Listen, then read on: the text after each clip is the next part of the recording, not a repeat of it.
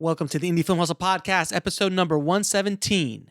To make a documentary is one thing. To make a feature film is quite another. Dennis Hopper.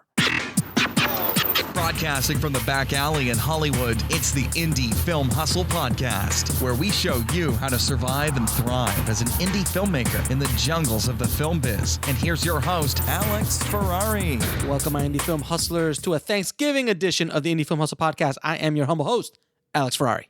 Now, today's show is sponsored by VideoBlocks. Now, VideoBlocks is a subscription-based stock media company that gives you unlimited access to premium stock footage everyone could afford. If you're looking for like extra exterior shots or things that you might want to incorporate into any of your projects, whether that be a narrative, documentary, music videos, commercials, these guys got you covered. They've got unlimited daily downloads from a library of over 115,000 HD video clips, as well as a huge selection of After Effects templates for like opening credits, motion graphics, titles, company logos, as well as motion backgrounds as well. It's pretty amazing. And on average, subscribers pay less than $1 per download in a course of a year. And the content does not get stale. They're constantly adding new content to the library every month. So it keeps it very, very fresh, and you always have something new to look forward to. And everything you download is 100% royalty free. Even if your subscription is canceled, you have unrestricted usage rights for anything you want to do, including personal projects and commercial projects, and you keep whatever you download and maintain the usage rights forever. Now, VideoBlocks is offering The Tribe a yearly subscription for $99. That's $50 off the usual price tag, just for you guys, just for The Tribe. That's less than $10 a month. So to get this deal, just head over to videoblocks.com/hustle. That's VideoBlocks, VIDEO blocks.com/hustle for this exclusive offer. And don't forget to go to freefilmbook.com. That's freefilmbook.com to download your free filmmaking audiobooks from Audible. So guys, for everybody in the States here listening to me, happy Thanksgiving, happy Turkey Day. For everybody else in the world, it's just another Thursday. But for here in the States, we like to celebrate Thanksgiving, which is what we're grateful for, and the celebration of stuffing our face with as much food as humanly possible, a very American thing to do. Now, this episode is going to be a little bit more interesting and more fun because I'm going to be doing something I have not done before in the past. I'm going to be doing more of these episodes in the future, and it's going to be basically a whole segment I call Ask Alex. I know it's very, very high-end marketing and very creative, but I wanted to kind of connect with you guys more and really answer the questions you have for me. So I've got our first series of questions by a listener in Sweden. His name is Kenny. Kenny sent me a bunch of questions in regards to his first feature film. So rather than just doing a long-winded email, I decided to sit down and just do a podcast and answer all the questions so everybody, all of the tribe can learn, hopefully, and take something away from these answers. So first question up is, what is the best type of camera to buy for your first feature film that is cheap?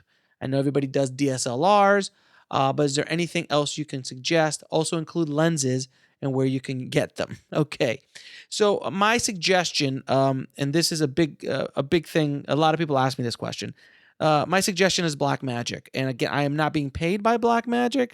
Blackmagic is not a sponsor, but I love their cameras because of the amazing quality you get for the cost. If you're just starting out, you might want to buy a pocket camera, one of the Blackmagic pocket cameras. It's under $1,000. It's small, it's powerful. You can shoot RAW with it. It is only 1080p, but for your first feature, you should be fine. It is a very powerful camera. If not, you want to go up to the next level up, which is the Blackmagic Cinema 2.5K, which is what I shot Meg on, or the 4K. And if you want to go up a little higher than that, you can go to the Blackmagic Ursa. Now, these are all very affordable cameras in the grand scheme of things. I know $1,000 might be a lot for a lot of you out there, but it's definitely something you should be looking into. And you can get them used fairly inexpensively too. You could probably get one used for $400 or $500. online or on eBay. As far as lenses are concerned, the most affordable cinema lenses you can buy are the Rokinons, or the Rokis as they're called. The Rokinons are very inexpensive set of lenses that you can buy at $200 to $300 a pop for like a 14 millimeter. I think it's a 14, 24, 35, 50, and 85. I have a set of those myself. We shot a lot of Meg on that. But I also suggest getting the Sigma 18 to 30 millimeter zoom. That is a really, really great lens. It's very high end for the cost. It's a little bit pricey. It's around $600, $700, but you could shoot an entire movie pretty much on that. Most of the shots I shot in This Is Meg were shot on that lens. Very, very powerful, very affordable. But that's what I would suggest. I would not go DSLR. I'm not a fan of DSLRs, generally speaking. Sorry, all you DSLR lovers out there. I'm a post guy, and I know what happens when you take it into post. Please leave comments in the comments below and let me know what you think, but I'm not a fan of the DSLRs. I always like to make sure I have the best image possible when shooting something, and the Blackmagic cameras definitely do that. There are other options out there, but that's my suggestion. So, next question. What is the most important person to hire on a set? Is it a DP, a sound guy? What would you suggest? Well, a DP is a very, very, very, very, very important member of the crew that you need to hire. I would suggest hiring a good DP, someone who understands lighting, someone who can shoot very fast and shoot on a budget. I don't want somebody sitting there for 6 hours lighting a scene. We don't have the time. We don't have the money. That's not this movie. And as far as sound is concerned, sound is so crucial, man. I can't even tell you. I was really nervous about the sound on This Is Meg, considering that I was basically doing the sound myself. I took a course, which I'll leave in the show notes, about how to record proper sound. And when I discovered it wasn't that difficult to do on my kind of film, which was a very dialogue-heavy, character-based film, it made sense to do it on an action movie or something that was a little bit bigger. I probably wouldn't do the same technique, but I find a good sound guy to work with. I'm telling you, it's very, very important. If not, if it's something small that's very controllable, a lot of indoor sets or indoor locations that you can control, getting yourself a nice Tascam and a good mic and somebody to hold a pole that knows what they're doing, you'll be amazed at how good the sound can come out. And I'll leave you a link in the show notes as well on a podcast I did on how to record audio cheap. Now, the next question he has is, should you have your film in English, even if it's not your first language? Your mother tongue isn't English, but he's from Sweden, so he wanted to know. My suggestion is this. It all depends on who you're trying to market this to. If you're going to have a bunch of people with very thick Swedish accents speaking English, I would say do not do English. I would do your native language. Because if you're trying to sell to an American or an English-speaking audience, then you should have clear, understandable English. Because if the accents are very thick, then the audience you're trying to sell to are really not going to be interested in it. So, perfect example was El Mariachi, Robert Rodriguez. He was born in America. He's an English boy raised in Texas, in Austin, and he went down and shot his movie in Spanish because that's how the actors he had access to, mostly of them spoke Spanish. So he decided to make the whole thing in Spanish, and it worked very, very well for him. So it all depends on who you're the demographic you're going after. If you're going after an English-speaking demographic, obviously try to shoot it as cleanly in English as you can. If not, it also depends on the kind of movie you're making. If you're making more of an art house movie, foreign might work a little bit better for you. And like Robert said, because he made that movie in Spanish, he says a lot of film critics and a lot of audience members gave a lot more weight to things that he really that didn't mean anything, but because they were in a different language, it gave it a little bit more of gravitas to it. So that's what I would suggest. Depending on what kind of market you're going after, will determine and also the access to the actors that you will have speaking will determine your decision in regards to language of your film. Next question is, what is the best format for your finished film? Generally, in the world of today, Apple ProRes 422HQ or Apple ProRes 4444 is perfectly fine and acceptable, and pretty much the industry standard as far as digital deliverables are concerned. Then we get into DCPs and all that kind of stuff, but that's something else. I would say the ProRes files are fine if you're looking for a tape format to master things on. I would go with an HDSR tape, which is a 1080p master, but it's something that you will be needing in the future for deliverables and things like that. But a lot of times, the digital deliverables are more than fine. You can master that in 4K, 2K, and so on. So that would be my suggestion for that. Next question is, where should you spend your money in post-production when shooting your first feature film? Obviously, I always say the colorist because he should be getting, I think, the majority of them. No, I'm joking. Honestly, no joking aside, I think it's going to be your sound guys and your colorist. A creative editor, you could either edit yourself or find a creative editor fairly inexpensively nowadays.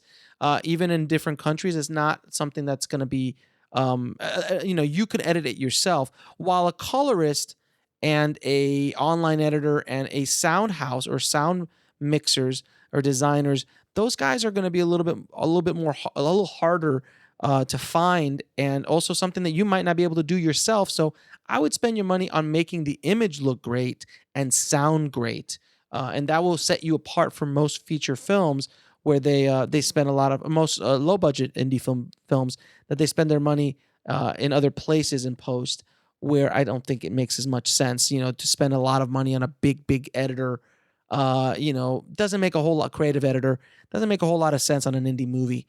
Because at the end of the day, I mean, I've worked on movies that had like Oscar-winning editors on it, and they spent all their money on Oscar-winning editors, but they ran out of money in color and sound. And I'm like, well, what that doesn't make any sense. You're in a small indie movie. We're not talking about a $20 million movie here. We're talking about a $100,000 movie. So, you got to think a little bit smart about it and just focus on the image and also on the sound. Those are two very key points. So that's where I would focus most of my post-production budget on. This one's an interesting question. What is the best way to send a final edit of a film over the internet for sound editing and color grading? What I would suggest is you could probably send audio over the internet.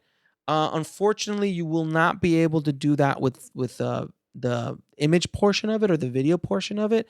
You could easily compress down your entire movie to an H.264 MPEG compressed file, which will be 5-6 gigs at the most. And then you can send all your audio files over, which could probably be anywhere between 10 to 15 gigs, depending on how crazy it is.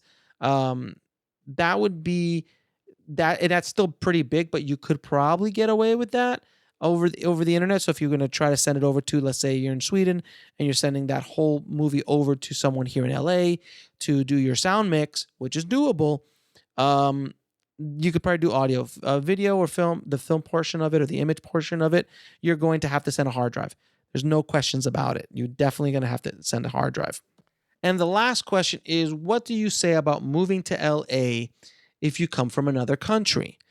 Well, the same thing. I mean, I did a whole podcast about do you need to move to LA to make it in Hollywood. It was one of my very first podcasts, and I just released it last week in the Throwback Friday release of the podcast. But what would be suggestions? Should you move over if you're from another country? Listen, I say the same thing I say all the time. LA is I know a lot of people talk about Atlanta and Chicago and New York and New Orleans, and there's other meccas in the States that shoot film. No questions about it. Absolutely. But there is something about LA, and I've shot in many of those places, and I've been to many of those places. But LA is LA. Hollywood is Hollywood. And, there's so many resources here that you will not get anywhere else in the country and probably nowhere else in the world that has the condensed amount of people, knowledge, resources, facilities, things like that. You will learn more here in a month than you will in a year working in many places.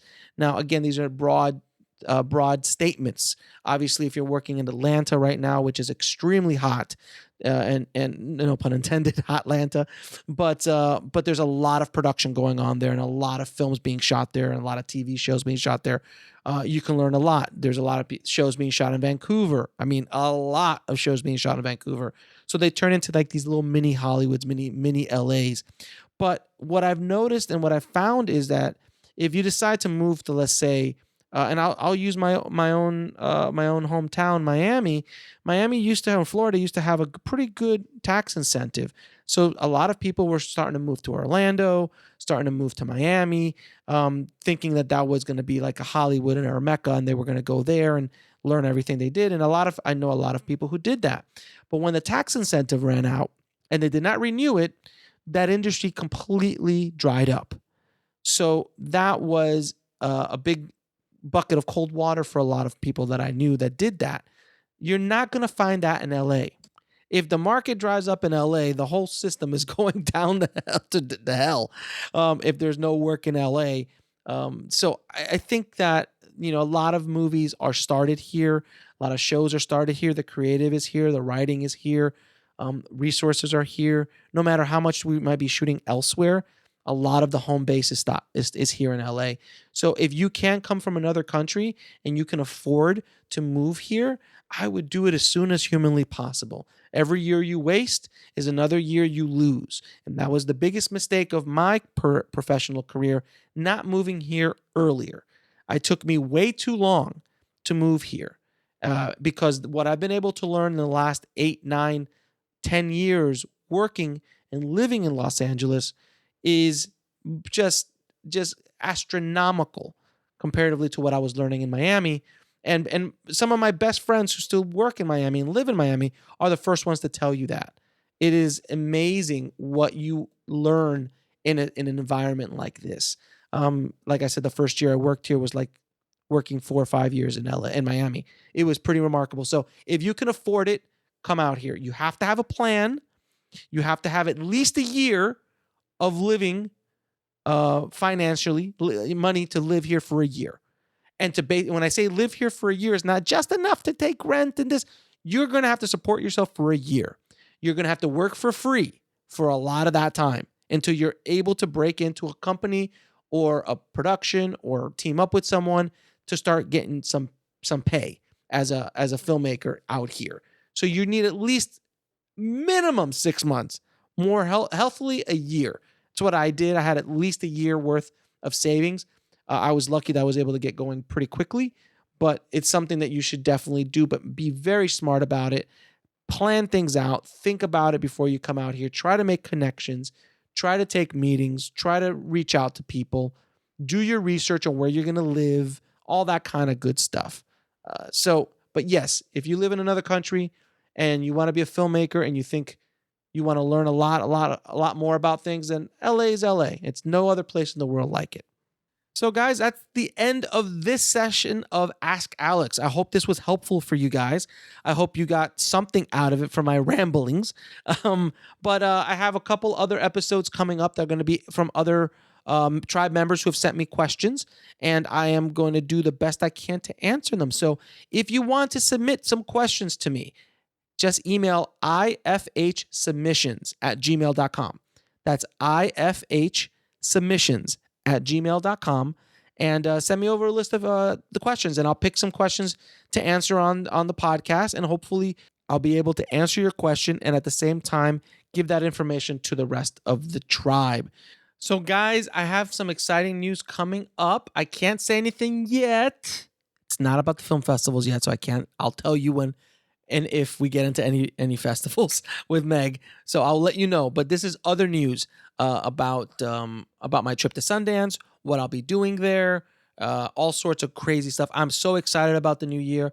I can't even express to you how excited I am for what I'm going to be doing with Indie Film Hustle and at Sundance, what I'm going to be doing there. Again, I'm not in the festival. I'm not in Slam Dance either yet. Hopefully, we'll see. But I am going to be there. And we're going to be doing Indie Film Hustle is going to be in full effect, and we're going to be doing some insane stuff. So I cannot wait to share all the craziness that I'm going to be doing at the Sundance Film Festival this year, and hopefully I'll be there with a movie. But if not, at least you will get to see Sundance through the lens of myself and Indie Film Hustle. And today is Thanksgiving, but tomorrow is another holiday. It's called Black Friday, people. And I am planning on doing a huge Black Friday sale for the Indie Film Syndicate. You're going to get a 1 month free coupon to test drive the Indie Film Syndicate. And because you're listening to this right now on Thanksgiving, I'm going to give it to you early. So all you got to do is head over to indiefilmhustle.com/IFS Friday. That's indiefilmhustle.com/IFS Friday to get 1 month free access to the Indie Film Syndicate. Now, if you don't want to jump onto the Syndicate, I don't know why you wouldn't, but if you don't want to jump over to the Syndicate and you just want to check out 1 or 2 of our courses, head over to filmschoolhacks.com and you will get currently most of our courses. I'm going to say most because we have some masterclass courses and things like that in there as well. But most of our courses are going to be $14 for Black Friday. So you could check them out. Some of them run from $200 and some of them are $150. But all of our courses, most of our courses, are $14. So head over to filmschoolhacks.com to check out those. So those are our big deals that we're having out for Black Friday. And definitely go check them out, guys. See if there's anything that interests you. $14 for a course is not bad. Or you can get 30 days access to almost all of our courses for free. Heading over to indiefilmhustle.com/IFS Friday. So, guys, I wish you, for all my listeners here in the States, happy Turkey Day. Don't eat too much because, being on set, you gotta be slender, man. You gotta be, limp. You gotta be able to move. Trust me, I'm not. So it helps a lot more when you're actually in shape. So don't go too crazy, but enjoy yourselves, guys. And I'd like to say I'm very thankful for you guys. I'm very thankful for all my listeners and for everybody who follows the Indie Film Hustle blog and all those amazing well wishes, emails of your stories and messages you guys send me. I'm really just so grateful that I'm able to help you guys out in my small way, get closer to your dreams, as well as see me try to get closer to mine. So, guys, keep that hustle going, keep that dream alive, and I'll talk to you real soon. Thanks for listening to the Indie Film Hustle podcast at indiefilmhustle.com. That's INDIEFILMHUSTLE.com.